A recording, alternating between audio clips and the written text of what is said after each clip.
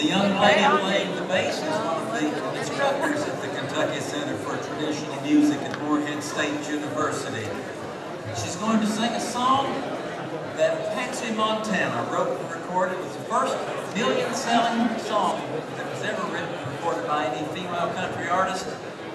Her name was Patsy Montana. The song is I Want to Be a Cowboy Sweetheart. And the name of the young lady singing the song is Ruth McLean.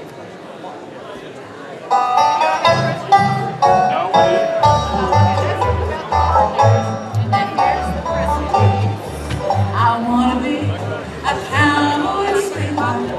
I want to learn to rope and to ride. I want to ride for the plains and the hills. I may celebrate my I want to be the kind of silent.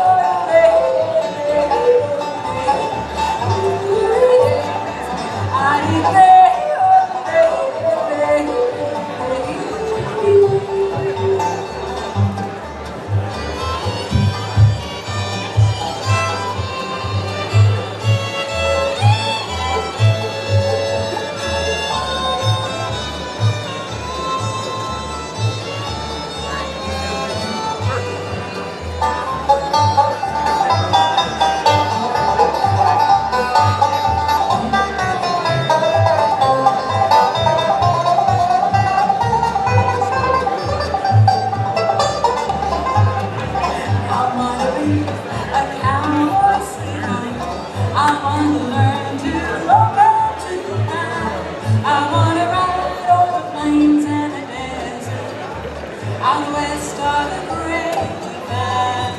I wanna hear the dragons howling while the sun sinks in the west. I wanna be a cowboy sweetheart, that's a life that I love best. Oh, lady, little lady, You okay, man? There you go.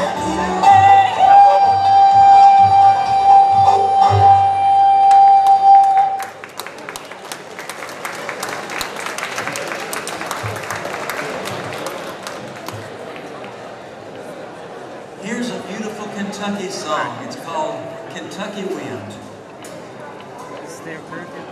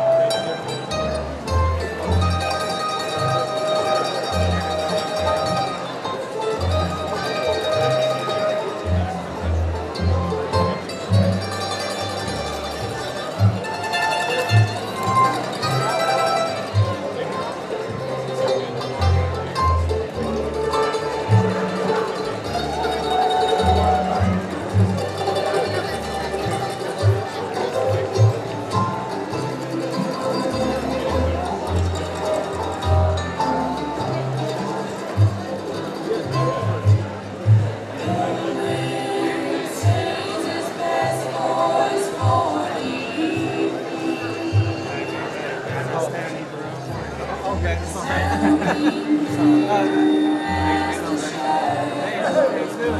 Where's Ernie?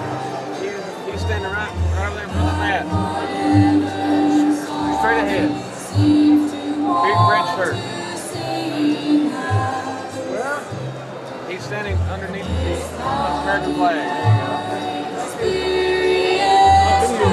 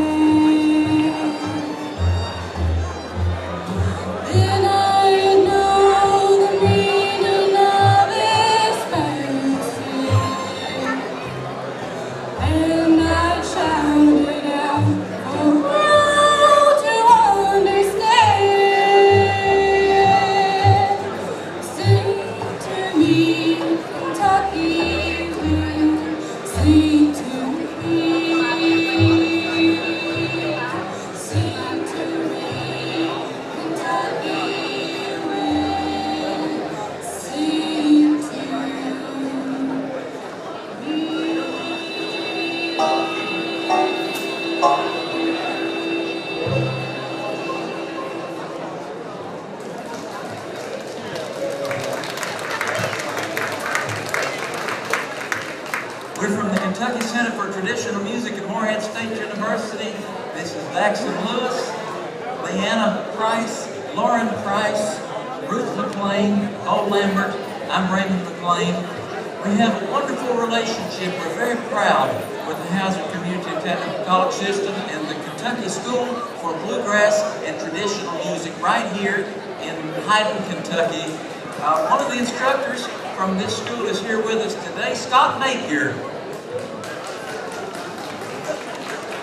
We're so excited to have the opportunity to play music together because we work together all the time. We have students that come from Hyden to Morehead and back and forth. Lauren went to Morehead State, taking mandolin lessons here in Hyden all through the last year. Scott Napier, didn't you tell me that there's a wonderful Bill Monroe connection with this date today? There is. In 1962 on this day, Bill Monroe played here at Hazard on the courthouse steps and made it into a film. Cohen was in it. And it's the image and pictures used a lot with Bill's connection. It's a memorable day, and it's happened today, so we should play a Bill Monroe tune in honor of that. All right, it'd be wonderful to do one of his numbers together, wouldn't it, Scott? Okay, what are you going to play? Let's play Raw High.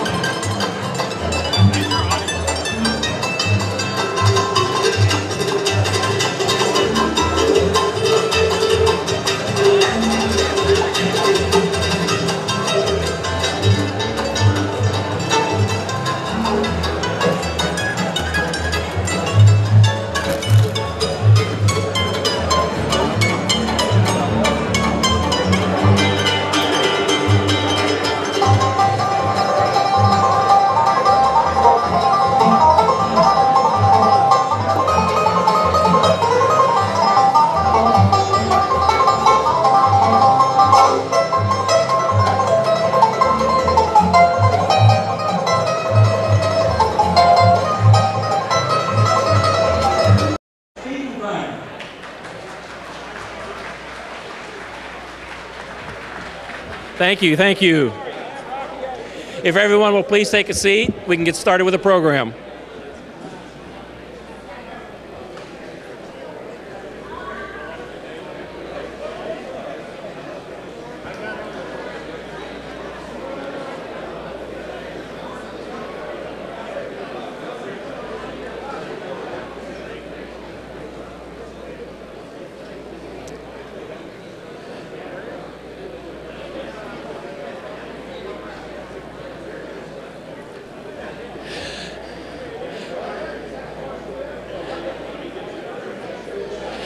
Thank you. Please take a seat. We'll get started with the program.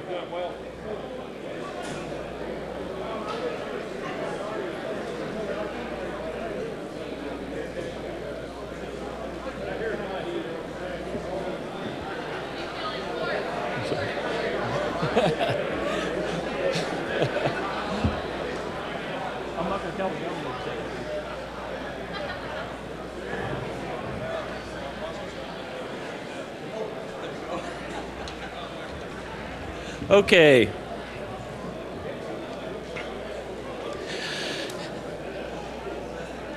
A special thank you to Mountain Music Ambassadors from Morehead State University. Thank you.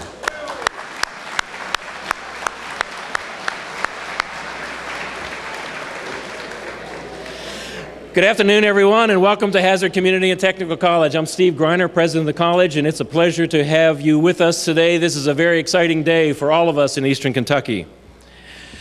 For the first-time visitor, Hazard Community and Technical College, you are on one of our 5 campus sites. We have this campus, a technical campus in Hazard, a Knott County branch, a Leslie County Center, and our campus, the Lee's College campus in Jackson. So we're very proud of the college and all of our campus sites. We serve a 7-county region. In addition, one unique thing here at the college, we have so many of our students, as we have several students in Eastern Kentucky who are place-bound. Well, we are fortunate to have 10 university partners that offer over 40 bachelor's and master's degrees and 1 doctorate program right here in Hazard. So students who are place-bound get an opportunity to complete their degree here in Hazard. And we are excited about the partnership with our 10 universities. KCTCS is very pleased to be a partner with the SOAR initiative. And we are excited. We look forward to this day. And we'll go ahead and get on with the program. But at first, I would like to find Dr. Wayne Andrews. Dr. Wayne Andrews, I'd like to bring the band back up. Would you introduce the band in the next song? And many of you may not know that Dr. Andrews also plays and sings. I've been trying to get, every time I'm with him, I try to get him to perform. So Dr. Andrews, I'm going to ask you again, would you be willing to perform with your group? You know, I was hoping you'd ask. Oh no, oh no. I'm trying to do a real champ. Dr. Wayne Andrews. Thank you. On behalf of the faculty, staff, and students of Morehead State University, it's a privilege for me to be here today and to be part of the SOAR initiative. We view this in Morehead State, of course, as something we are called to do because you are our people and we're here to serve the region. So I'm here today with the group behind me, the Kentucky Mountain Music Ambassadors. They are part of the Kentucky Center for Traditional Music at Morehead State University. That's a place where we offer associate and baccalaureate degrees in traditional music, but as important as that is, we have the Kentucky Traditional Music Archives, thousands of recordings, photos, all of this about the traditional music of our region, which is really a big deal. Mr. Raymond McLean is the director, and I'd like to ask Raymond to introduce the band members and then give the song and introduce them to the audience. Thank you, Dr. Andrews. From Sardis, Ohio, these are the Price sisters, Lauren and Leanna. From Carter County, Kentucky, Bo Lambert. From Morgan County, Dax and Lewis.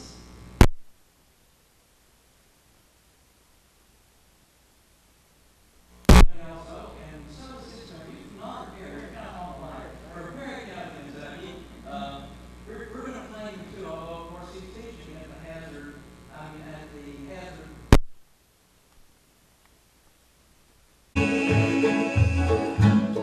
You are the dearest land outside of heaven to me.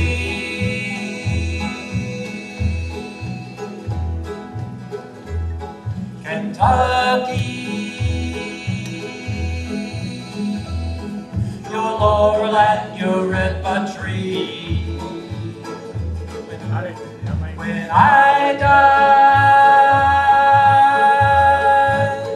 I want to rest upon some peaceful mountain so high. For there is where God will look for me.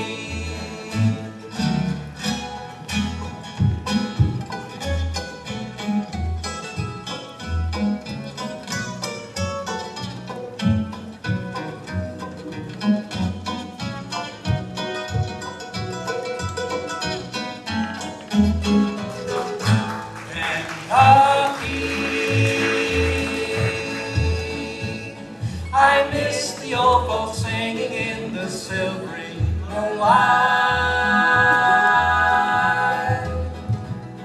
Kentucky, I miss the hound dogs chasing coons. I know that my mother, dad, and sweetheart all waiting for me. Kentucky, I will be coming soon.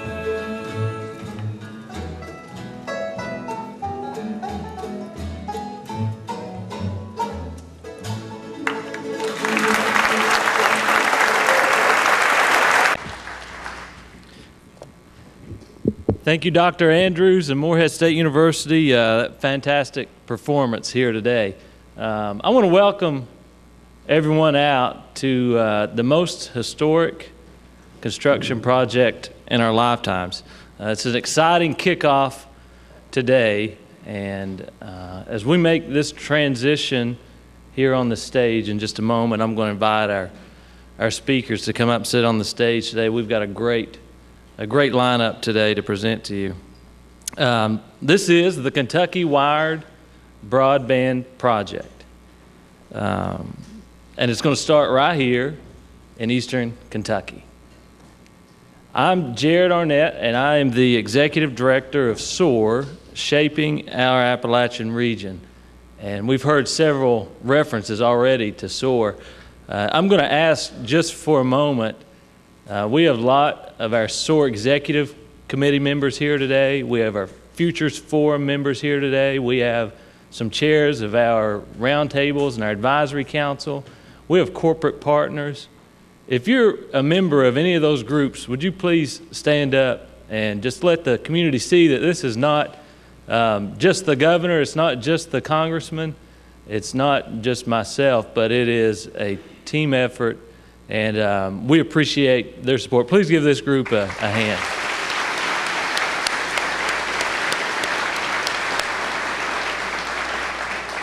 We also have a lot of state and local elected officials here with us today. County judges, mayors, legislators, and this project could not have been done without all of their support. We could not be here today. If you wouldn't mind standing up, if you're a local elected leader, county judge, mayor, legislator, please stand up. Give this group a big hand.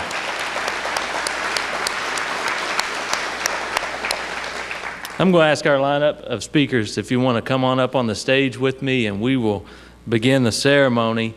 And it's no exaggeration that broadband is the most important construction project we'll ever see. We heard it over and over from the original SOAR Summit in 2013 through all of the listening sessions. This was a recommendation, a priority that came up over and over again. And in my travels throughout the region, it's become clear to me that while bulldozers can move roads, access to information can flatten mountains and connect us to a global economy. And thanks to fiber, it can do it at the speed of light. So I'm going to give just a few definitions to get us started today. First, what is broadband? What is broadband? It's super fast internet, and it's always on. It uses fiber optic cable to send information instead of existing cable networks or copper phone line networks to transition the data, and it's 10 to 20 times faster in delivering the internet. Two, what is the Kentucky Wired Project, or the I-Way? This is a partnership with the state and federal government and private investors and partners to build a statewide fiber network that will feed broadband into every community. Consider Kentucky Wired to be like a state highway system for internet. It matters because broadband is an essential service in today's economy. Somebody recently said that technology used to be a sector of the economy, and now it is the economy. It's in every facet, in every industry, in every sector. You'll find technology as a key piece of being competitive. So why is it important? It's just like electricity, water, and sewer lines, and communities cannot grow. Unconnected communities cannot compete in today's economic environment. For example, when we posted this invitation on Facebook, there was a lady from Corbin who posted and said she was excited because she goes every evening right now to the local McDonald's to get reliable wireless internet service for her children to do homework. We also got an email, and you're going to see lots of demonstrations today about why broadband is important, but we got an email through the SOAR website from an entrepreneur who has started a business. He's running a video editing business out of his home, doing business with another country and companies across the state. And he said he's paying $219 a month and has access to 3 megabits per second speed upload, 50 download. But what that means for him is his colleagues he's working with, it takes him 12 hours to upload a video comparable to them 10 minutes. And in his email, he plainly stated at the end, "So I plan to move. I have to for my business, or it will fail." That's what's at risk here. Education demands broadband. Students will fall behind. Entrepreneurs demand broadband, or jobs will go elsewhere. But now we don't have to. With broadband, we can educate our kids here. We can create jobs here. We can improve health access here. We can do it all here in the homes we love. I'm a native Eastern Kentuckian, Appalachian Kentuckian, and we know what it is to love our home and love our place and the quality of place that we have here. And now we have access, and we're going to be connected to a global economy through broadband. I mentioned we've got a great lineup of speakers today, and our first 2 speakers, it's an honor for me to introduce them, and they have been the real architects of this project. And it would not have happened without them. The SOAR initiative would not be here without them, and we owe them a great amount of appreciation and respect. I'm proud to welcome to Hazard today Congressman Hal Rogers and Governor Steve Beshear. Please give them a hand.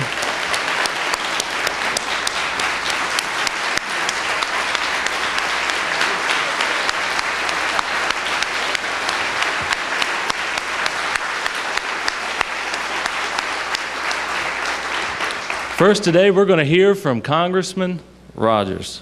Congressman.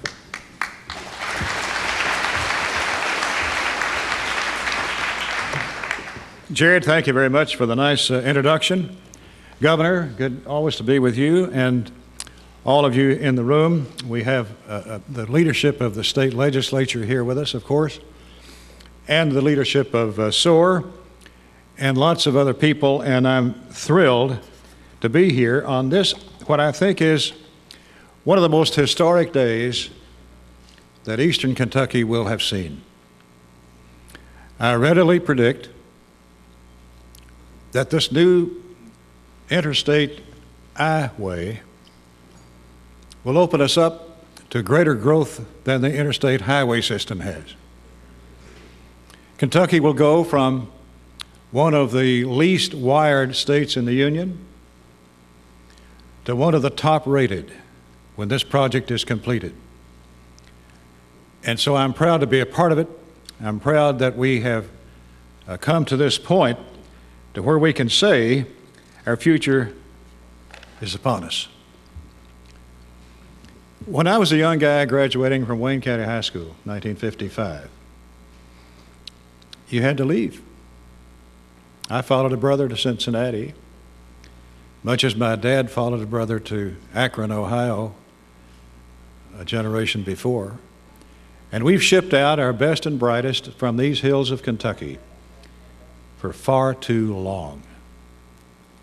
And when we saw a chance to perhaps bring those jobs here and us not have to leave, then I jumped on it. We all did. I remember going to Frankfurt 2 years ago, Governor, this month, when we had our first meeting on this idea that the center at Somerset had been fooling around with for a year and a half. And so I went there looking for money, wouldn't you know, like all of you have. But we had 20 million from feds, and we needed another 10 million, it seemed, to get us started in East Kentucky. And so I went there with that in mind. And Speaker Stumbo and State Senate President Robert jumped on the idea. They loved it. And the governor said, well, you know, Rogers, I'd like to take this statewide, not just East Kentucky. And I said, Governor, if you've got the money, I've got the time. So here we go. The governor and his staff have just been nonstop in promoting this project from day to day to day to day. And I want to thank the governor personally for his friendship and his companionship on this project and co-sponsoring and ramming it through. It's been a stirring time in our region since 1,700 Eastern Kentuckians gathered on a cold, snowy December day at the first SOAR Summit in 2013. And we began making plans to revive this region through job creation and bold new projects. We realized that with the diminished coal employment in our region that we had to do something. And we had to think outside the box. We had to talk about cooperating across county lines and city lines. We had to talk about crossing party lines. We all had to work together. We have no choice. With your backs to the wall, you do what you can together. And boy, have you ever. I want to congratulate the leadership and of SOAR, the leadership in SOAR, and Jared has been a great executive director, and he's just getting started. And I've seen Eastern Kentucky united in ways that I've never seen before. And I hope that continues. I know it will. But it's going to take us all swallowing hard sometimes. You know, football rivalries don't die easy, or other rivalries, but we must do it. We've witnessed unprecedented regional collaboration.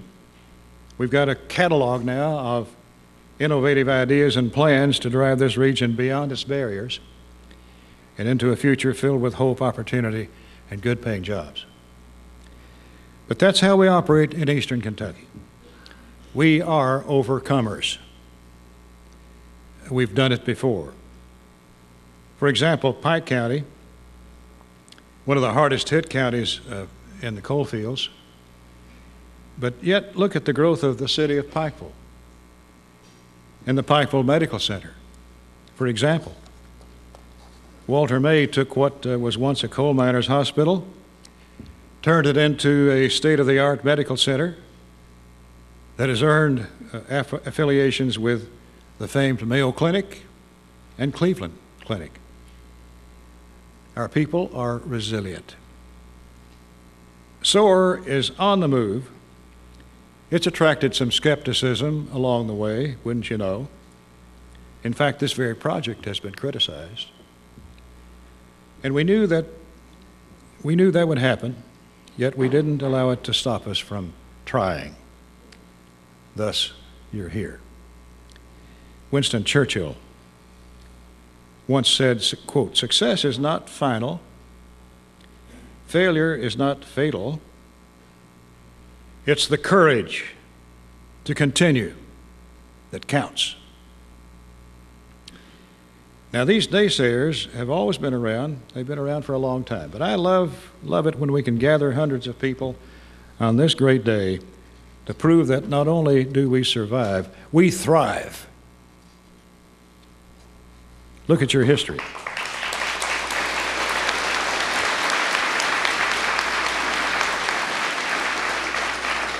Look at your history. We've been the people who've banded together, risen above, rallied, and fought the good fight. We powered the industrialization of America from these hills. We've responded to the call of duty in the military time and again to protect the flag and our freedom. In fact, there's no part of the country that has a higher percentage of volunteers than Eastern Kentucky. And when our neighbors and friends started getting pink slips at the coal mines over the last 6 years, we rallied and we developed the SOAR initiative, bringing us to this very monumental moment for our region. And now, while we power forward into the future, we're harnessing our unique American heritage, like the bluegrass music represented by Morehead State today. And boy, I love to hear them play. If I could play the banjo like that, you wouldn't have me to put up with anymore.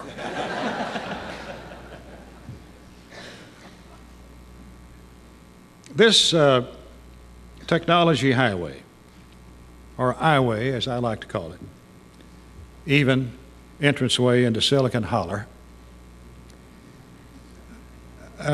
this will diversify our economy. It will help investors and job creators see Eastern Kentucky as a true Silicon Holler rather than a region in despair. To the SOAR Executive Committee, our SOAR volunteers, our state legislators, our local officials and federal leaders, thank you for blurring the county lines that have separated us for so long. Thank you for breaking down the silos that have divided our communications. And thank you for being a part of this monumental project that has stirred the blood of every Eastern Kentuckian. Today we're celebrating the beginning of what's called the middle mile. The backbone of this technology, I-way as I call it, will be stretched across our region, down I-75 from north to south and thence offshoots. I want to applaud the Center for Rural Development at Somerset and Executive Director Lonnie Lawson. Where are you, Lonnie? Thank you, Lonnie.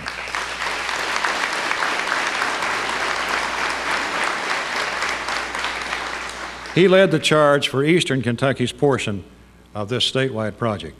When we opened the center in 1995, we envisioned it as a leader in technology. So we first began connecting each of our counties through teleconferencing, which many of you are using.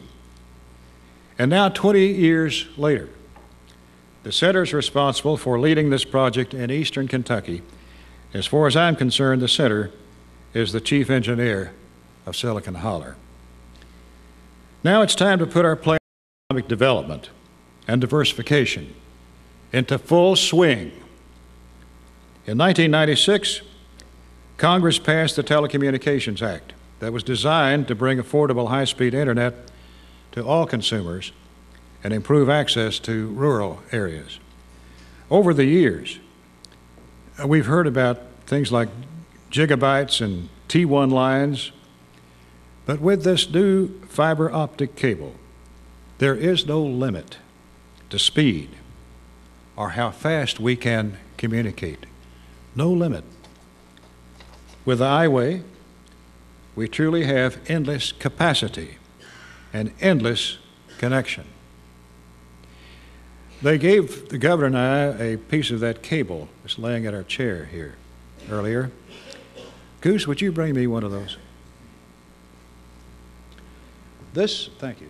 This is what that cable amounts to. This is the covered part, the fiber cables, then finally the optic cables.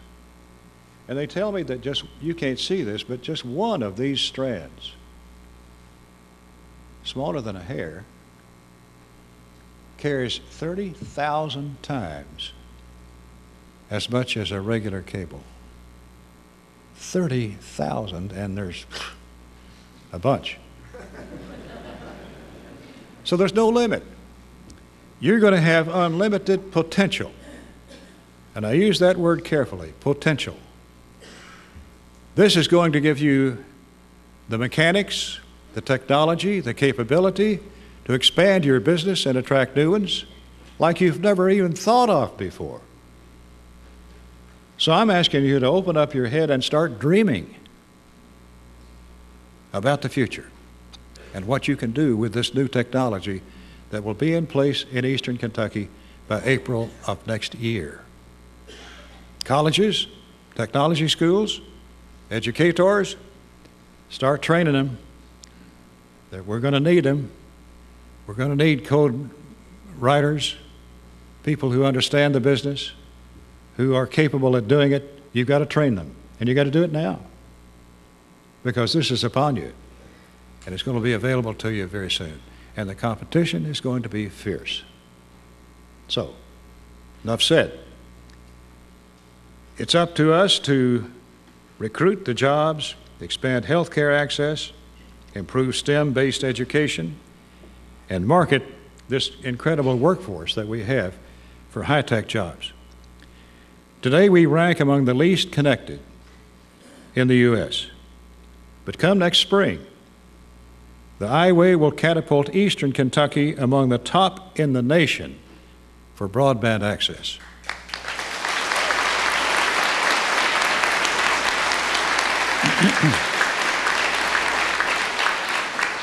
Now, we've got a lot of entrepreneurs in the room and leaders in business of all sorts. And I'm asking you to begin thinking about how you will utilize this incredible technology that will be at your doorstep. And I know that you will. If you're a business leader or entrepreneur, this is your chance. This is for you. This will help us attract the jobs that we've never been able to attract before. There's lots of examples. You've heard me talk about them some. Some of you went on the bus tour of South I-75 with us a year or so ago, where we looked at some examples of how this is being used. Just for example, at Williamsburg, the U.S. State Department has their visa application center for the world. If you want a visa in Rome, you make a picture at the State Department. They ship that picture to their center at Williamsburg, Kentucky. And you may be even speaking Spanish, but they speak Southern Spanish there as well. And they compare that picture with a picture that's already on file or in the terrorist watch lists. That's where that takes place, at Williamsburg, Kentucky. Facial identification. They have the world's experts on how you identify faces. It's fascinating to watch. That's here at home. We can do this stuff. They do that because they've got good cable connection. We all can do that now, come next spring. While we celebrate and prepare for the middle mile today, our ultimate goal is the last mile, connecting our local providers to the I-Way so they can extend broadband to homes and businesses in every community. And make no mistake about it, the ownership and responsibility of the last mile belongs to you, belongs to everyone in this room. We're laying it in your lap. And we want you to be able to take that last mile into the homes and businesses in your community. It'll be costly, it'll be challenging, but our children deserve access to the best educational opportunities. Our seniors deserve access to better health care monitoring. And every family deserves better job opportunities so that they can work and live in this region that we all love and call home. We should expect and demand no less. We've already proven we can sit at the same table and collaborate with each other, with local, state, and federal and private entities for the betterment of Eastern Kentucky, and we must continue to do so until the very last mile is in place. Finally, we know that broadband is not a silver bullet. There is none. But it levels the playing field. It gives us a chance. It opens up possibilities and potential for us to take advantage of. It takes away the historic barriers to better jobs, the difficult terrain, the isolation that we've endured these generations. But the superior work ethic that I hear spoken of by manufacturers all across our region and the state and country tell me that the work ethic in Eastern Kentucky is the best they've seen anywhere in the country. And the pay scale is competitive. All we've lacked is ability to get out of these hills. Got an idea? It's called the I-Way. And I think we can meet global competition in the Silicon Holler without having to chase jobs to Silicon Valley. And ultimately, we know without broadband, we're left behind. We're not even in the game. So let it be known, Silicon Holler is about to jump on the global grid, and we're taking applications. Thanks and God bless.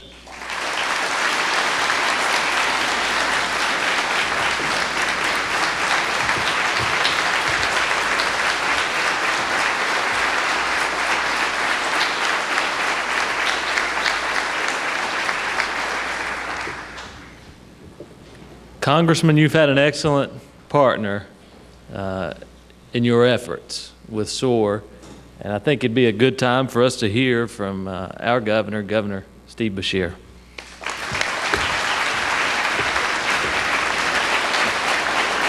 Thank you. Thank you all very much. It's obviously great to be here today, and it's great to be in a room that's so filled with promise. Promise about the future of Eastern Kentucky, about the future of our entire state.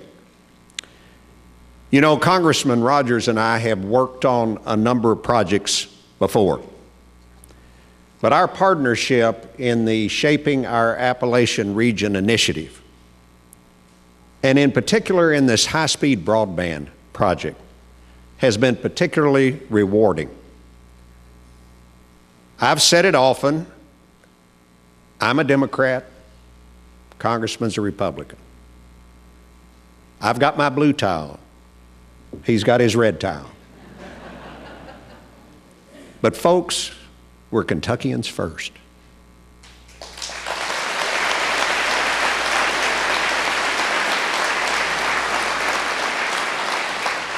And the reason that this is going to be successful is because all of us in this region are going to remember that we're Kentuckians first. And we're going to put aside all of the regional, the geographic, the party differences and make this work.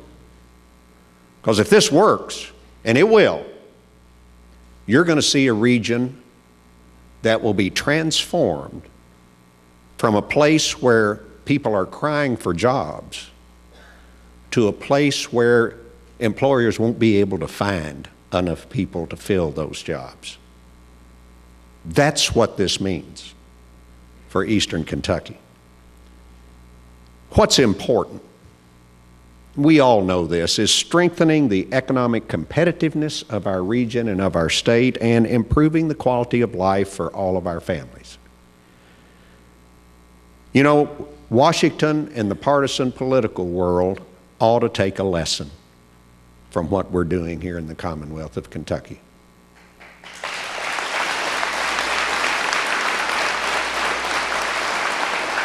This is what collaboration is all about. This is the way the process is supposed to work. Well, I'm proud to say that it does work right here in Kentucky. It works between Congressman Rogers and myself. It works between Senate President Robert Stivers and Speaker Stumbo of our House and Senate. And because of that, we're seeing great progress in our Commonwealth. Because of that, we're standing here today making this happen. I want to also thank Jared Arnett, and I think he deserves a round of applause right now for his hard work and dedication.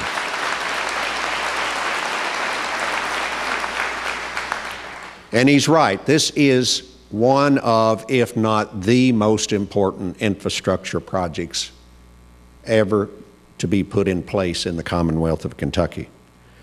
We all know that to be viable, a region needs a lot of things. It needs good roads, it needs utility lines, it needs railroad tracks, needs electricity, running water. Well, folks, high-speed broadband is just as essential as every one of those to the success of a region, because those other things in and of themselves are no longer enough. We are in the age of information, and information needs to be able to move and be shared quickly and reliably, and in big batches. Kentucky Wired will help us not only catch up to other states, but leap past many of them and where they are today. As you know, and the Congressman pointed out, the Commonwealth is investing in what we call the Middle Mile Network. That is the network system that delivers high-speed broadband to communities. If you think of a road analogy, this middle mile is the interstate and state highway system. The Kentucky Wired Network is transforming the current 2-lane, 45-mile-an-hour middle mile to a 10-lane superhighway with no speed limits at all. That is what a drastic change we're going to see.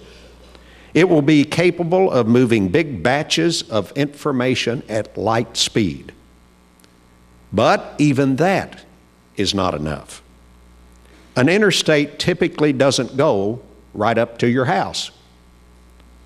You need exit ramps, you need side roads, you need streets. And that is the other thing that the Congressman mentioned. In parts of the Commonwealth today, broadband still travels on the equivalent of cow paths and dirt roads. On our highway, the so-called last miles of the system are up to you, the individual communities, to build. They must construct the smaller lines and connections that bring light and high-speed broadband straight to the businesses and to the homes in each and every community. What's called the fiber to the premise section is going to be the key to Kentucky Wired's success. For everybody to benefit, communities or the service providers in those communities, existing or brand new, must invest in fiber-based infrastructure to take full advantage of this effort. Or you can create a public entity to help carry that out. Our state finance cabinet has put together a fiber planning guidebook that includes a complete planning process for communities and utility and service providers to analyze, to organize, to plan, and to model their broadband future. We've also put together an overview of federal funding opportunities that communities could tap into to support connecting to this middle mile. The State Office of Broadband Outreach and Development will be presenting a series of free webinars beginning late September through the end of this year to talk about these issues. Topics will include building stakeholder involvement, comprehensive planning, best practices for getting your community fiber ready, and attracting private investment. So today, we begin building the Kentucky Wired Highway, and a lot of hands have been involved. And I want to congratulate everybody who's been involved. But we need to keep focused. We need to keep focused on this project for years to come. The fact that we're starting in Eastern Kentucky shows the potential impact of this project on every aspect of society. When Kentucky Wired is complete, Kentuckians in every corner of our state will be able to tap in to the global economy, to compete for higher paying jobs, to collaborate with researchers across the globe, to take classes online, or access increased medical care. That's an exciting thought. And folks, let me just leave you with this word. The Congressman showed you this cable that's going to be laid all across Kentucky. How many miles? Someone told me 3,400 miles of this will be laid all across Kentucky. But the congressman and I want you to notice how this is shaped, because we're also going to use this as the equivalent of a buggy whip to make sure that this job gets done. Thank you all very much.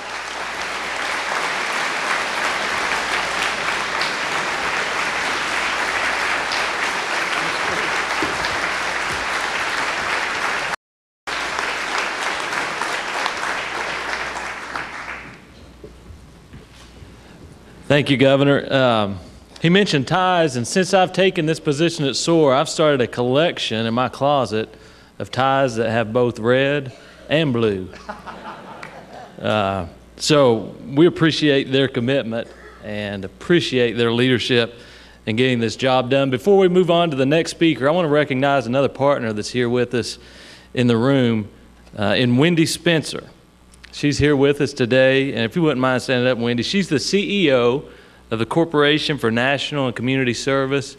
She leads the programs such as the AmeriCorps, Senior Corps, and other programs which have been very actively involved in supporting SOAR, which is the VISTA program. So we really appreciate her leadership. We now have a full-time VISTA in our office at SOAR and several others with our partners. We thank you for your leadership. She's been here several times within the region. Give her a big hand.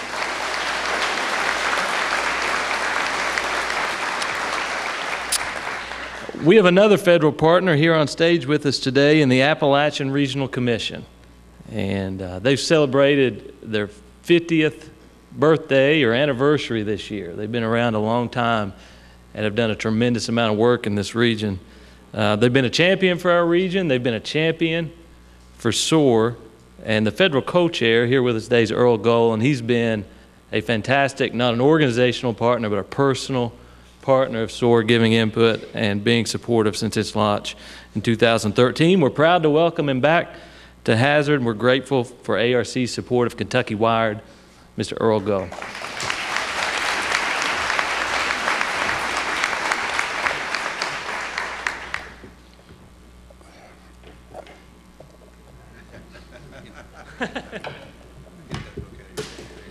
Thank you.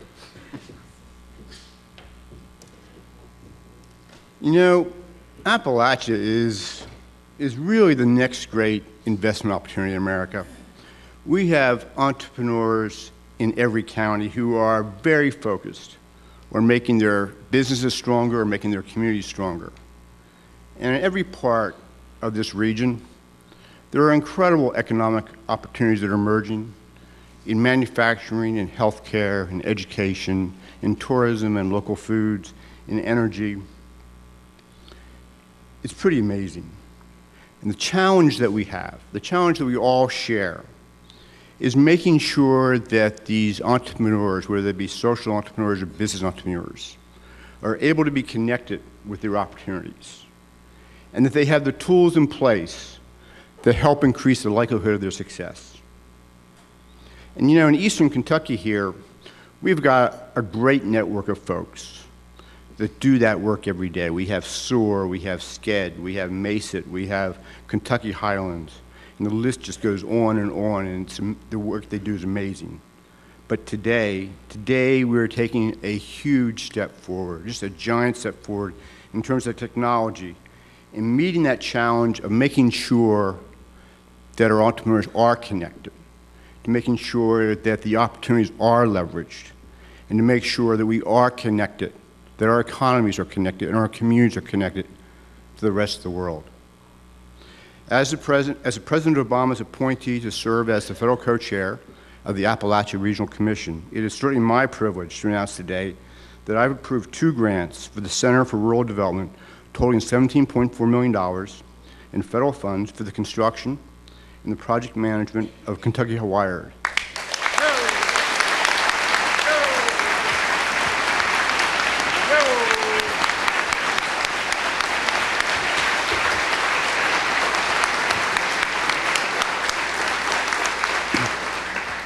You know, during the last 50 years, the Appalachian Regional Commission has made a lot of investments in Eastern Kentucky. And we've seen education levels rise. We've seen transportation to be safer and quicker. we've seen poverty levels lower. Few grants and few investments have been of this magnitude. None have had the same potential to be transformational, and none have been the result of an incredible amount of courage and energy and leadership between a congressman and a governor. Without the leadership of Congressman Rogers and Governor Beshear, we wouldn't be here today. I just feel I need to do this every time I see them, to thank them for the great work that they've done on SOAR, on Eastern Kentucky, on this project, and on so many others. It is truly amazing. They have made my tenure as the federal co-chairman of the Appalachian Regional Commission an incredible experience to watch these two folks who have really dedicated themselves to this part of the state. And for me, it's been a pleasure to watch. I certainly would not be here today announcing this grant without their energy, without their leadership, without their vision. You know, if you're a follower of local history, oftentimes you'll open up an old history book, and in that book you'll see a picture of a bunch of what you think are old people dressed up in funny costumes. And really what it is, it's the leaders of their community who have had the vision, the foresight to build the first school, build the first firehouse, get the first train to come to town, build or whatever is important to them. And you see them standing in front of this facility with a great deal of pride. Today is that picture. Today is that picture. That all of us can be incredibly proud of what we're able to move forward to with today. Now, the other thing we need to focus on, just concluding,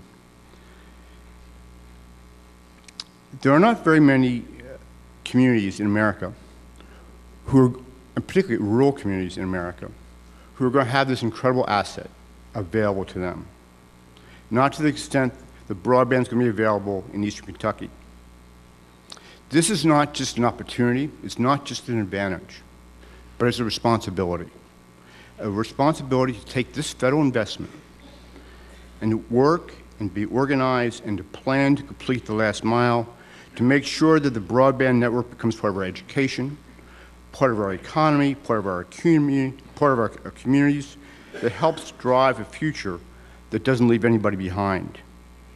If we take this work seriously, and we attack it with the same dedication, determination, imagination, guile, and grit has long lived in the hills of Eastern Kentucky, we're going to be able to show America that Appalachia really is the next great investment opportunity in America. Thanks so much.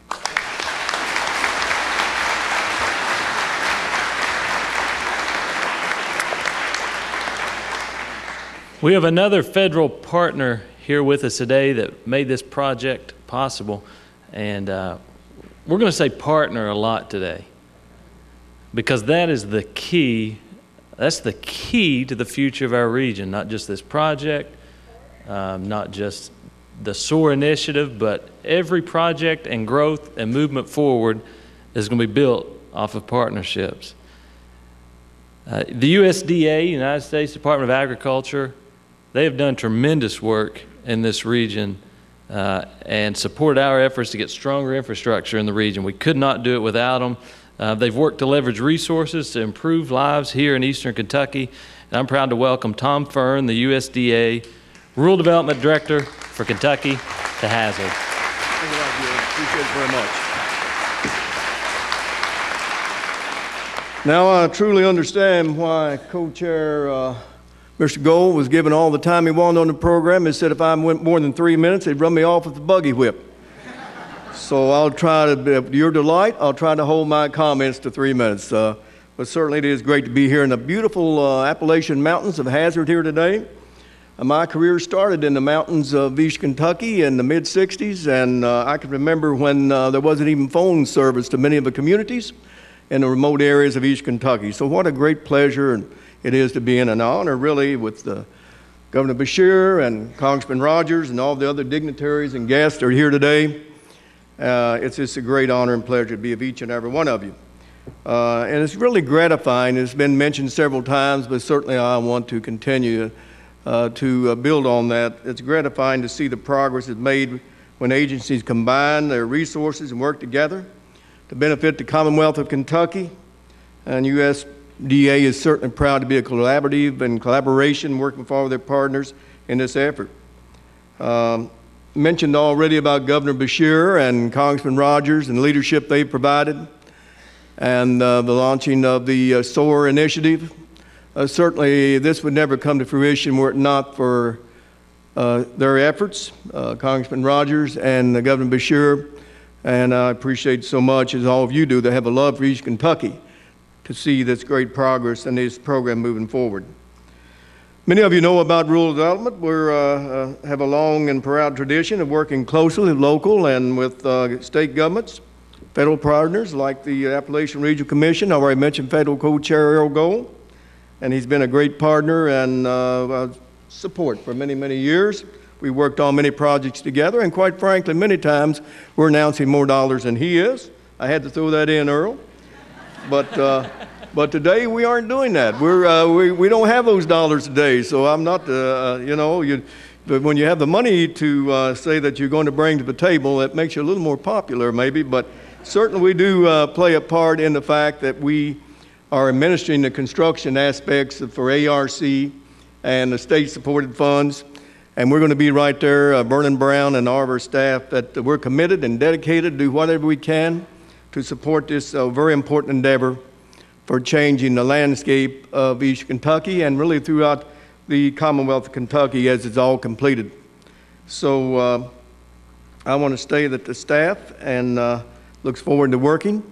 And in conclusion, I want to thank Governor Beshear again and Congressman Rogers for your foresight and your vision for moving this state forward in a nonpartisan way, and all the support, especially you've given USDA Rural Development. You and your staff have been marvelous in support that you've given us. I can never give enough thanks for that, and for your leadership, and thank you for allowing us to be a partner and this incredible project that will transform the Appalachian region over the next several years. Thank you. We look forward to working with you in every endeavor we can. Thank you.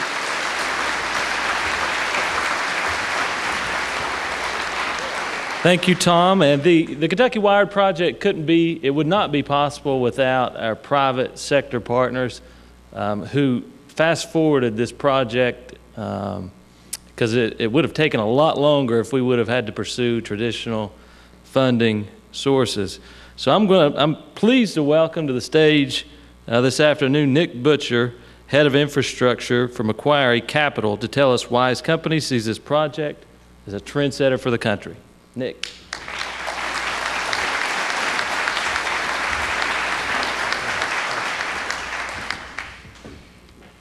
Well, it's an absolute pleasure to be here, everyone. Congressman Rogers, Governor Beshear, Kentucky legislators, distinguished guests, ladies and gentlemen. As I was introduced, I'm a director, senior managing director at Macquarie Capital. We're one of the private companies behind the Kentucky Wired project. And I'm delighted to be here today and to offer some remarks on behalf of our team. We're extremely excited about the opportunity to develop the Kentucky Wired broadband network. This is the first ever fibre broadband public-private partnership in the United States. The first ever.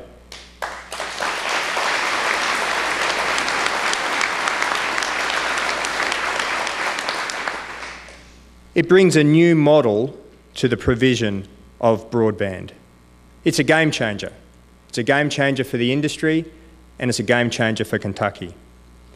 It demonstrates the Commonwealth of Kentucky as an innovative leader in the broadband industry in the United States. And I firmly believe that this project will lead other states and cities to embrace a new model. They are going to take notice. I'd like to congratulate Congressman Rogers and Governor Beshear for their vision and leadership in developing this groundbreaking new project and what promises to be a new model for the country. The Kentucky-wide team brings together true specialists in each of the disciplines necessary to successfully deliver this innovative public-private partnership. We put together best-in-class developers, financiers and contractors to deliver an integrated end-to-end network solution to ensure the Commonwealth receives market-leading services for the 30-year term of our concession. Our private sector team consists of Macquarie Capital as sponsor and majority investor, First Solutions, our co-sponsor and investor, Leadcore, a prime contractor, together with Black & Veatch, Bolin, our major local subcontractor during both the construction and operation phase, and Fujitsu, another major subcontractor during both the construction and operation of the project. The provision of a high-speed network positions Kentucky to provide 21st century internet services to homes and businesses, which will rapidly increase the state's capacity for long-term economic growth. Once completed, the Kentucky-wide network will be among the fastest, highest capacity and most reliable internet networks in the United States. And we as a private sector are very proud to be part of that project. We're committed to using local Kentucky labour to construct this project, creating important local jobs and providing our team with boots on the ground and local knowledge that we need to get this project done.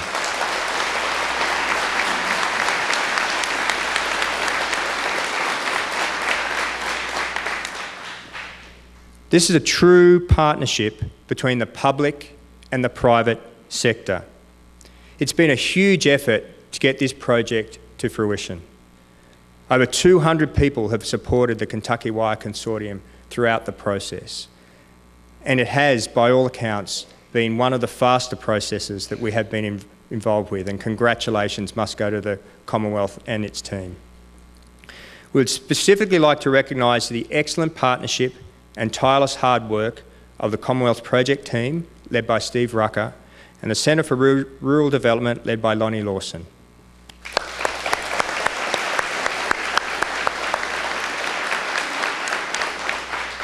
It's been a pleasure to work with you and your team, and we're proud to be associated with the project. We look forward to a strong, ongoing partnership with the Commonwealth and in delivering a very successful project to the state of Kentucky.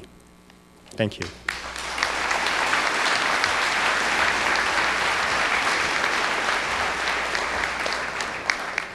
Thank you, Nick. And like the governor and congressman who worked together so well, our legislative bodies in the state had to do that in conjunction with our effort here at SOAR. And they did a fantastic job this year. And we have the leaders of each one of those chambers with us today. We appreciate their commitment to work across party lines, to work across geographic lines. And fortunately for us, they are both in the SOAR region. So we appreciate their commitment and to understanding the needs of our region and their commitment to get things done, to make a difference. I'd like to welcome Senate President Robert Stivers to say a few words.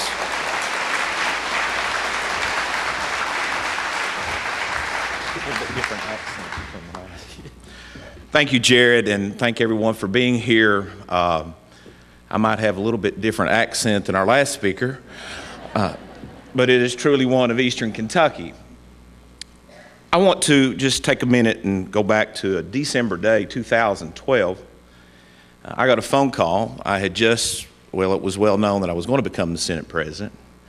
And I get this call, and it's, we need to meet at the Marriott.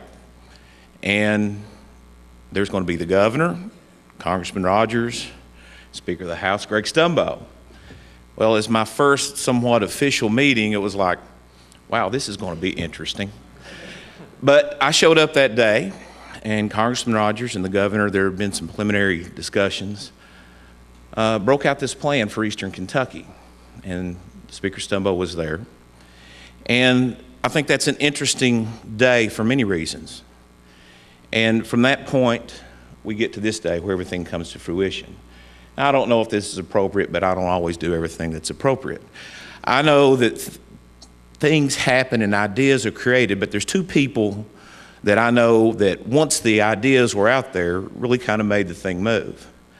And that's Karen Kelly and Mary Lassiter from the governor's office and the congressman's office. And they need to be recognized for their work.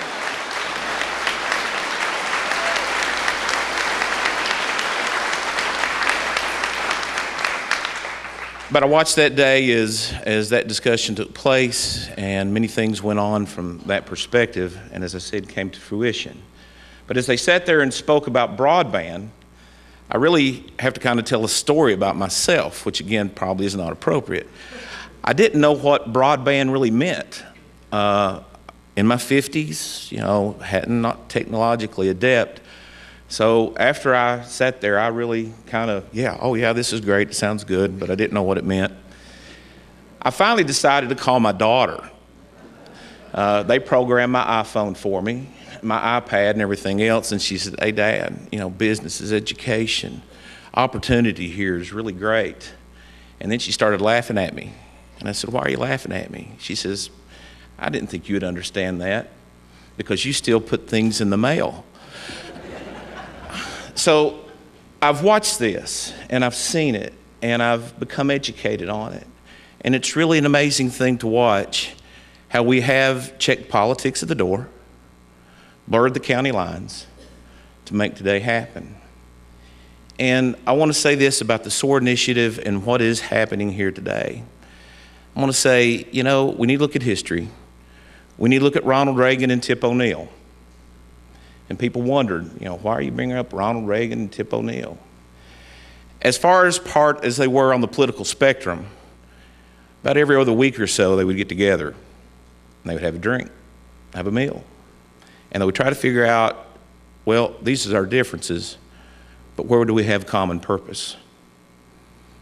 And this is a perfect example of that meeting that took place in that December of 2012, where people of opposite spectrums of the political spectrum came together to figure out what they could do. So this is a great example. Don't demand idle promises or listen to political diatribes. What you need to do is look at individuals who are going to be willing to have more conversations like Tip O'Neill and Ronald Reagan. Then that's when you'll see more days like today that will bring areas of Eastern Kentucky up to competitiveness with the rest of the nation. So with that, I congratulate the governor and the congressman for a job well done.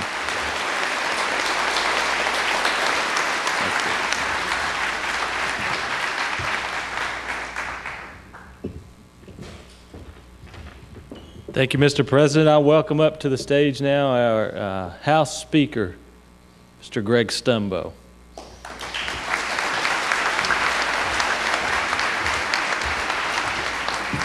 Thank you, Jared. Governor, Congressman Rogers, it's a great day. I'm going to remember the lesson that my Baptist preacher, Governor Beshear, taught me on public speaking. When I asked him the secret to it, he said, remember the 5 B's. And I said, what's that? He said, be brief, brother, be brief. So I promise to do that. But it is a great day of celebration. And many things have been said here today that I think will long be remembered. But the message I want to leave with you today relates to an interview that I had as I came in the door when the reporter Ron asked me, he said, what's going to happen to SOAR once the new governor takes office? What's going to happen to SOAR? Well, I don't know what Jack Conway will do as governor, but I have every reason to believe that he'll continue where his predecessor led him, as he did when I left the Attorney General's office following the predecessor. And I do hope that as we go through this campaign season, that each of you, when you get the chance to ask these candidates, it's important that you understand what their position is. Ask them, what are you going to do about SOAR? Ask them, what are you going to do to commit the state's resources to help the problems of Eastern Kentucky? Ask them those tough questions. I only saw one statewide candidate here in the room tonight, and that was Ryan Quarles this afternoon, and I'm Sorry the others couldn't make it. But if SOAR is going to continue, then we need to have the enthusiasm of people like Jim Host. It's infectious. We need to continue to understand that we can meet these challenges, that we can demand and ask for and are entitled to things like an interstate highway from Beckley to Prestonsburg to Hazard to London. We're entitled to things like a public four-year university so our children don't have to leave and go to Eastern or Moorhead or Lexington. They're nice places. But from Shelbyana, Kentucky, it's 3 hours. From farther on up at Majestic, it's 4 hours. We're entitled to those things, and you have the power within yourself to make that happen through this initiative. It's the most powerful public policy initiative that I've seen in 35 years in the state of Kentucky. So leave here feeling good about today, but also leave here, I hope, with a commitment in your hearts that SOAR will not go away when this governor leaves office, that SOAR will not go away perhaps when Jim Host and the others that are involved find something else to do, that we'll pick up the banner, that we'll carry it forward, that the mission that these two fine leaders started will not die in vain in Eastern Kentucky like so many have before. And the promise of tomorrow lies in your hands. And I hope that we all remember that. And I would challenge you to remember this. We can sum it up in 10 words, Governor, 20 letters, Congressman. If we're to have a future here, if your children and my children and your grandchildren and my grandchildren are going to have a future here, then we need to remember this saying: if it is to be, it is up to us. Thank you, and God bless you.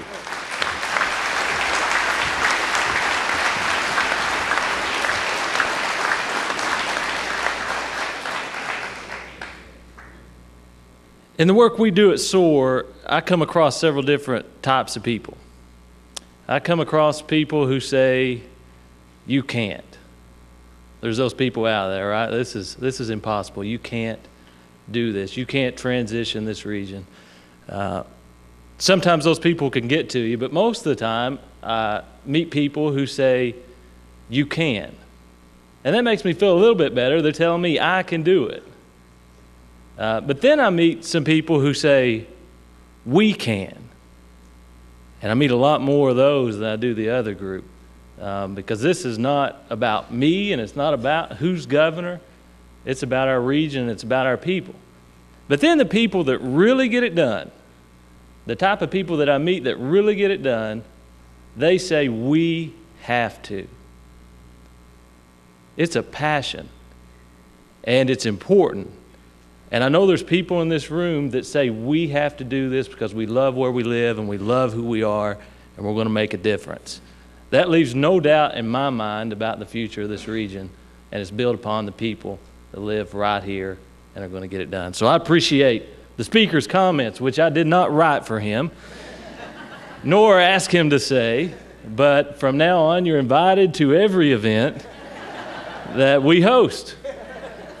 So thank you, Mr. Speaker. We have one more speaker before we move into the demonstrations that we have today. We've talked a lot about the incredible impact of Kentucky Wired, and we have someone here with us today who can speak to exactly how broadband, why broadband helps create jobs, because he's doing it in Moorhead, Kentucky right now. We have Bob Skena, who is the CEO of Ragent. Thank you.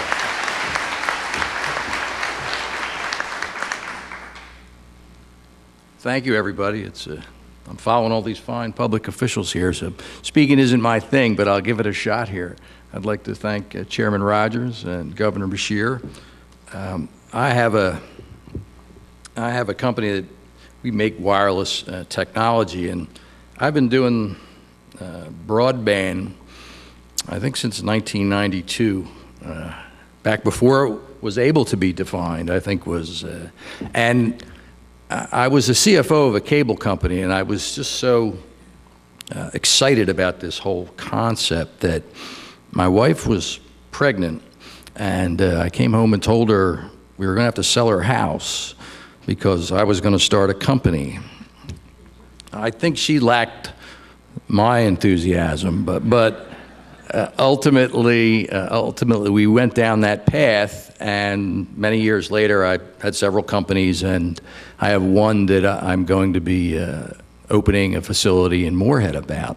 So I get to travel around a lot, and for years I've been talking about broadband connects you to the world. And I just last night came in from San Francisco, so I'm beginning to question the wisdom of connecting everyone to the world. The world's a little crazier than it was when I first started. So the young people of Hazard and Moorhead, I think I want you to stay here, stay local. And that's really what this Kentucky Wired will allow. It will allow families to stay together, not have to have young people run off to the West Coast or somewhere else. And for me, as a fellow, my family came to America from Italy and small towns, and had the fortune to go back, and a lot of people in Italy didn't want to come to America, but they left because there was no economic opportunity. And what broadband and what Kentucky Wired will do is give you the tools to compete, to allow your young people to, if you're a software developer, you don't have to go anywhere. You can do it right from your local town. And that's what broadband is ultimately. It's a tool to allow young people and communities to compete economically.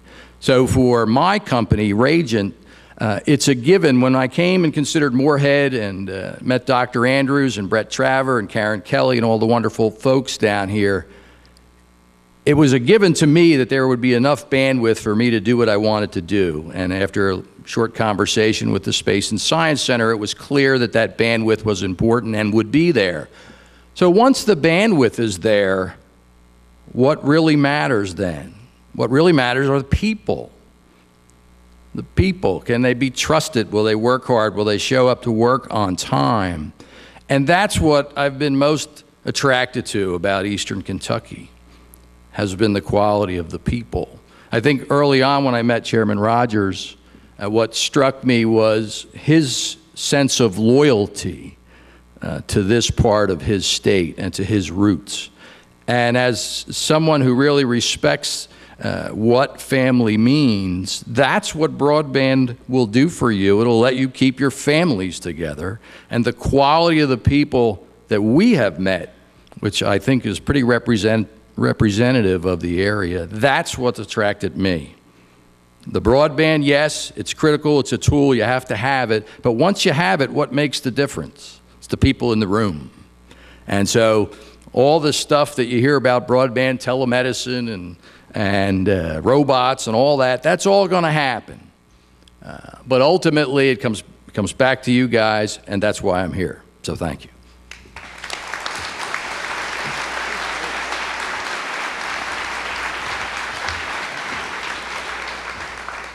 Thank you, Bob. Thank you to all of our speakers here today. I'm going to ask each of our speakers and the entire room to stand up. The governor and congressman are going to join us, and we're going to light up the new map on the screen here today, and we are ready to do that.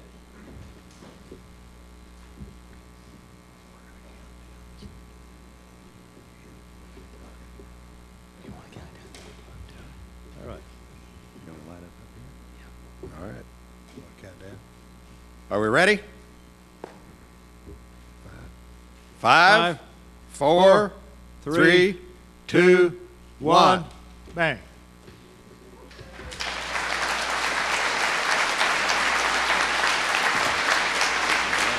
That's great. Congratulations. Thank you.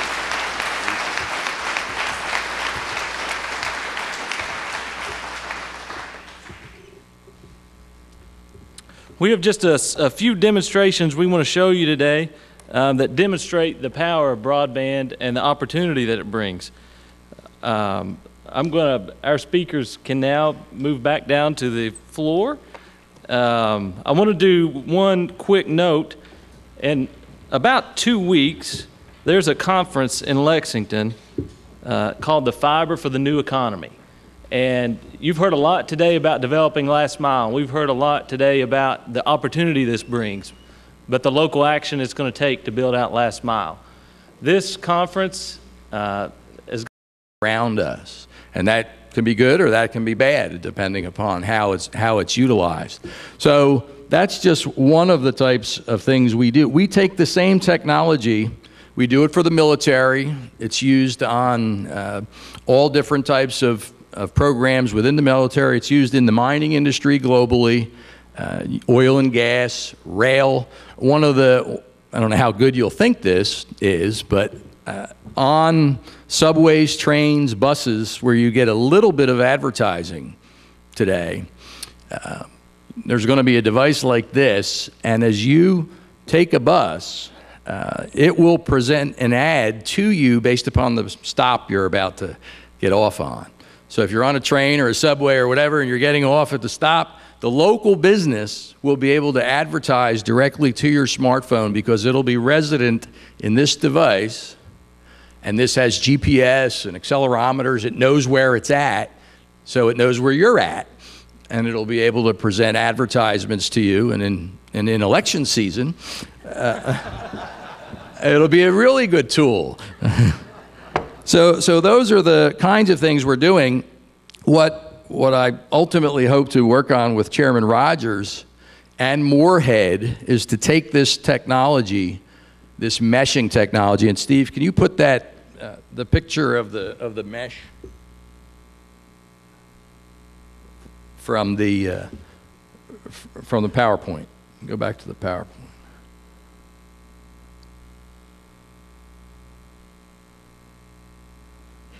The deck.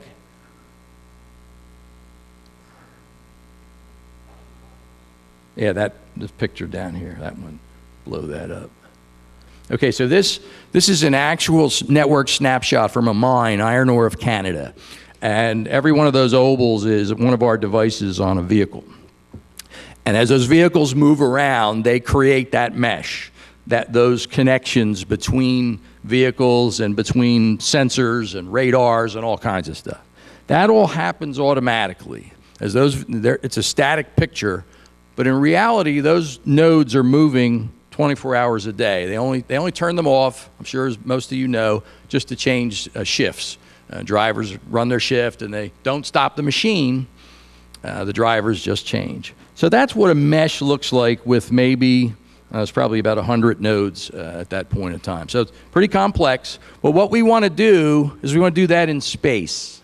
We want to do that on Moorhead satellites up there. And there's lots of applications that one could do for that. The first is with the military, but you could put data into rural areas and things like that. So ultimately, that's one of our plans for Ragent, is to take this technology, this ability to mesh things that move, and put that on satellites and put that in space. So that's kind of a real quick overview of what Ragent does. So thank you.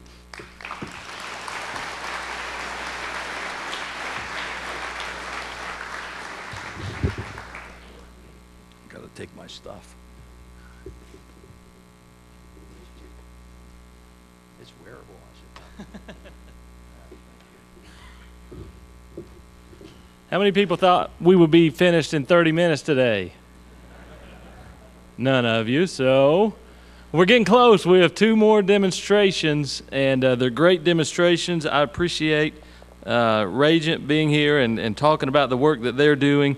But many of us know what it's like to have to drive an hour or two to have access to health care or a specialist or health care in general.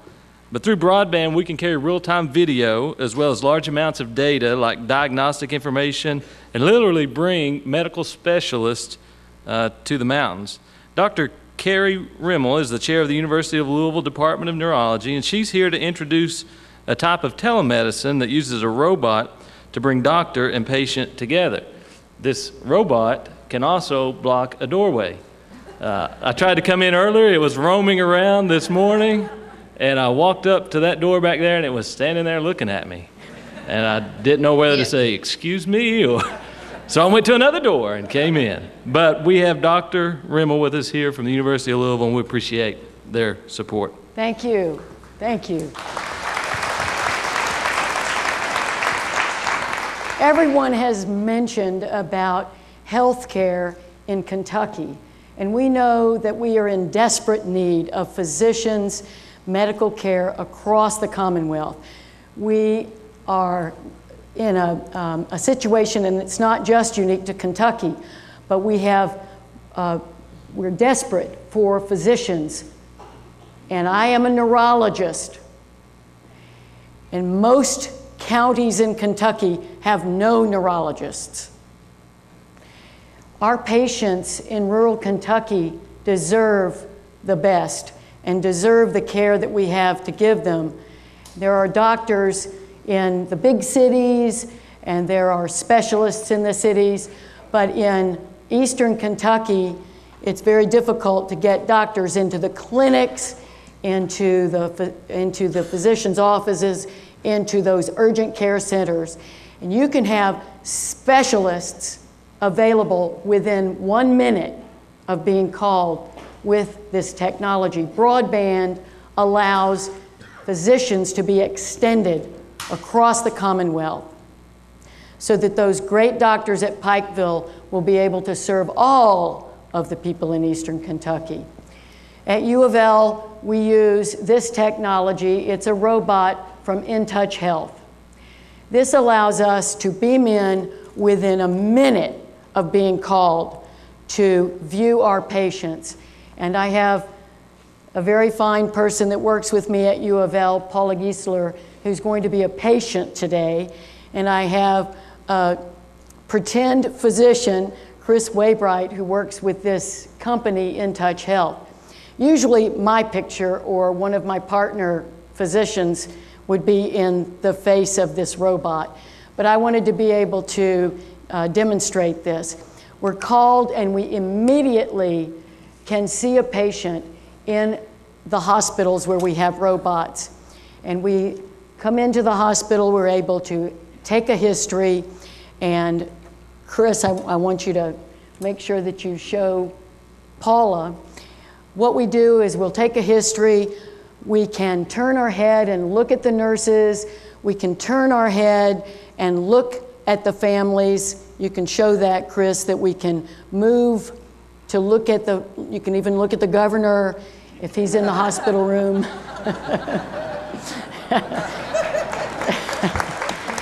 And we can take a history and do the exam. We can do a full neurological exam.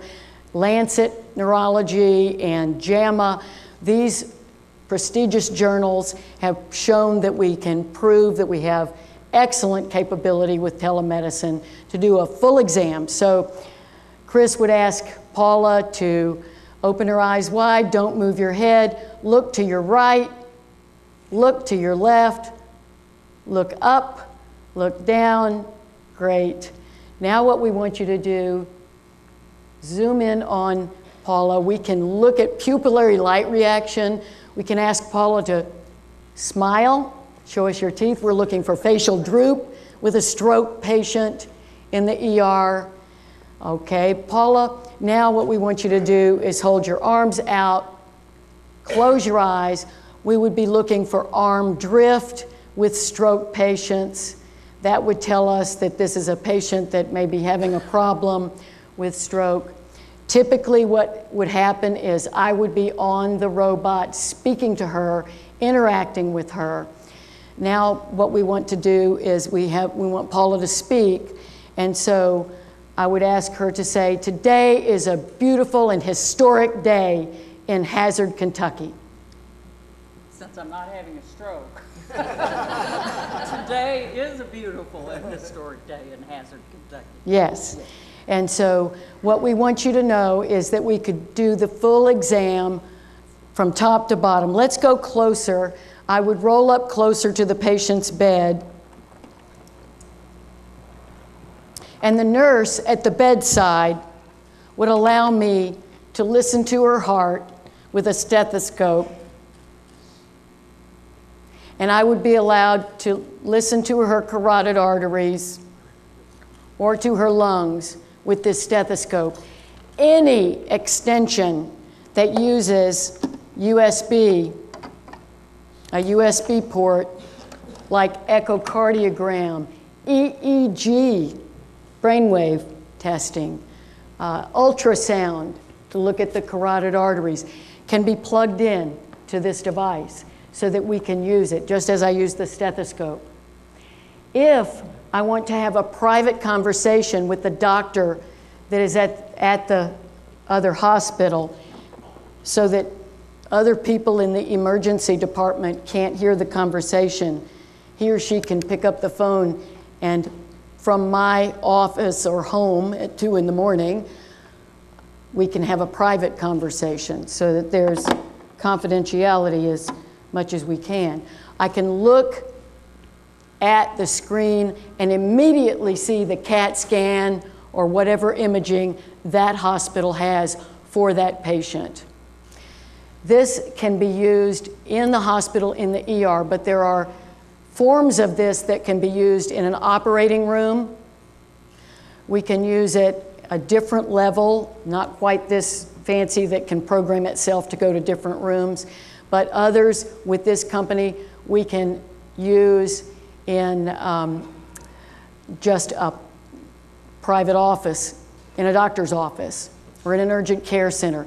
It should be, because now Eastern Kentucky will have the capability, this can be every patient, every time, anywhere.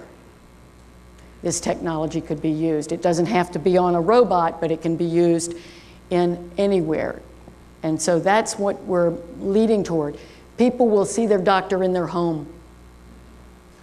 People will see their physician or their nurse practitioner in many different facilities. So emergency departments or anywhere else. This is where I use it for stroke patients, but many of our colleagues in other facilities and other subspecialties, just imagine any of the subspecialties. So patients in Eastern Kentucky don't have to drive 2.5 hours or 4 hours. They can see the specialists right in their home. Thank you. Thank you, Paula.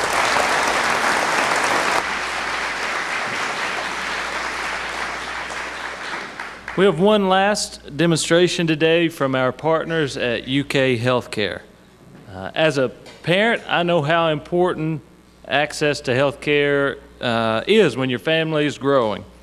And UK Healthcare has launched the Blue Angels program, which helps make sure that women with high-risk pregnancies get the specialized medical attention they need, but without having to leave the region.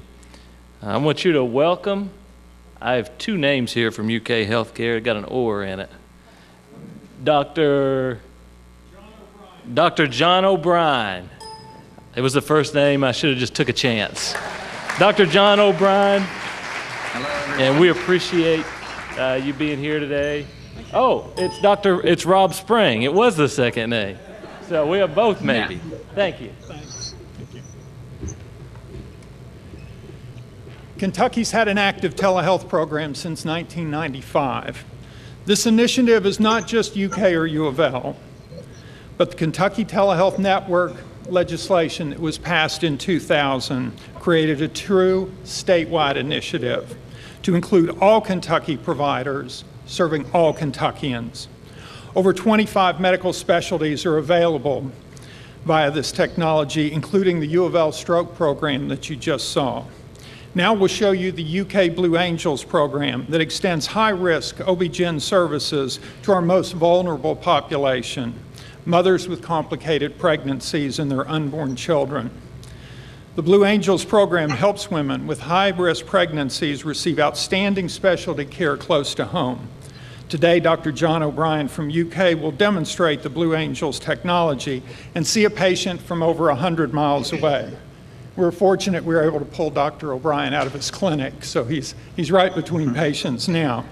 But he can interact with the patient and see a live image of the ultrasound just as if they were in the same room. But this technology is worthless without a robust broadband infrastructure. And I want to thank Congressman Rogers and the governor and everyone else involved in the iWay project for building the foundation that's required to bring needed health care to all Kentuckians. Dr. O'Brien, who's our physician, as well as Laura Bates, our ultrasound tech. If you guys could open your microphones up, and I'll turn it over to you. Well, thank you, Rob. And again, we have Laura Bates with us. And Laura is commencing with some of the other images that we'd routinely perform in doing a more thorough ultrasound examination, which we think is necessary to monitor and care for the most complicated of pregnancies. Unfortunately, some pregnancies are so complicated that they require very frequent visits with higher specialty care. And we are providing that care to patients in remote areas due to the immense difficulties they have with regular visits to Lexington or Louisville. Jerry Lynn is with us today. Jerry, how is your pregnancy progressing? It's going very well. We only have about 4 weeks. Very excited. That is very exciting. Any contractions or anything preparing us for labor? I think I'm having a few contractions now and then, upper part of my stomach, but nothing unusual. Great.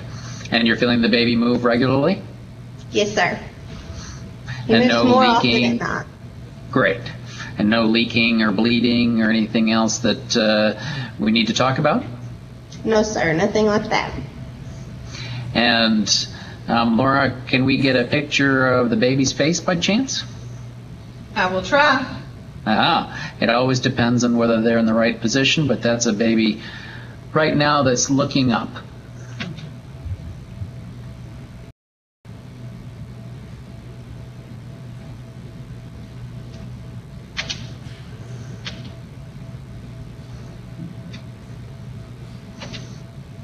So I think with this technology, everyone can see that we have the opportunity to take some very complex and beautiful images of babies as they're developing and provide moms with opportunities and access to the high-risk care that they need.